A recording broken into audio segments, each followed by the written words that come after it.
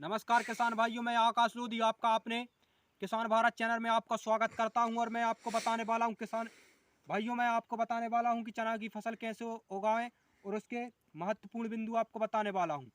और सबसे पहले बिंदु आता है कि चना की बुआई कब करें।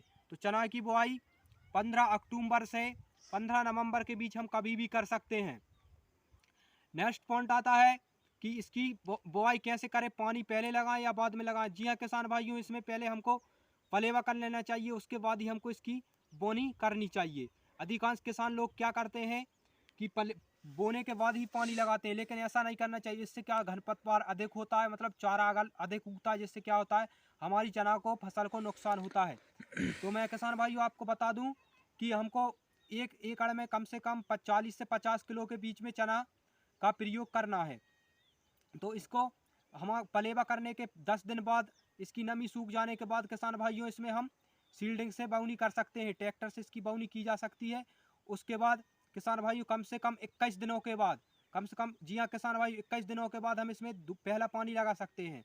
पहला पानी लगाने के बाद कम से कम 4 से 6 दिन बाद इसकी नमी सूख जाने के बाद इसमें हम पहली दवाई का छिड़काव करेंगे। किसान भाई पहली दवाई का छिड़काव करने के लिए आप अच्छे से देख लें चना में किसी प्रकार का कोई रोग तो नहीं लगा या कोई कीटाणु तो नहीं है।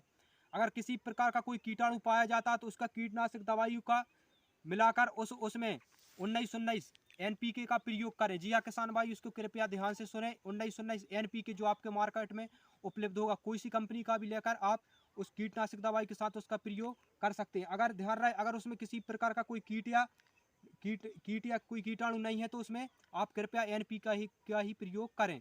ये क्या होता है कि हमारी चना को उर्वरक क्षमता और काफ़ी अच्छी चना को बनाता है। किसान भाइयों अगर ध्यान रहे, अगर आप एक काम और कर सके चना की, जो हमारा चना पहले क्या होता है, पहले सीधी डंडी निकाल कर निकलता है। अगर आप ध्यान रहे, अगर आप उसकी थोड़ी थोड़ी ये देखिए ये निकलता, अगर आप इतनी इतनी अगर तुड़वा पा रहे हैं या कटिंग करवा, इसको कटिंग भी बोल सकते हैं, और एक करवा पा रहे हैं तो इससे क्या होता है चना को काफ़ी फायदा मिलता है। पहली पानी के बाद आपको कभी भी इससे क्या होता है, जब हम एक तोड़ेंगे तो इसमें कम से कम 4 टहनियाँ निकलेंगी। तो इसको टहनी तोड़ना या कटिंग भी कह सकते हैं किसान भाइयों। कम से कम 50 दूसरा पानी जब भी लगाएं किसान भाइयों, तो दूसरे पानी लगाने के बाद हम इसको देख सकते हैं। अगर किसी प्रकार की इल्ली या फिर अन्य कीटाणु लगते हैं तो उसके साथ हम फूल की दवाई का घोल मिलाकर हम दूसरी दवाई का छिड़काव भी कर सकते हैं।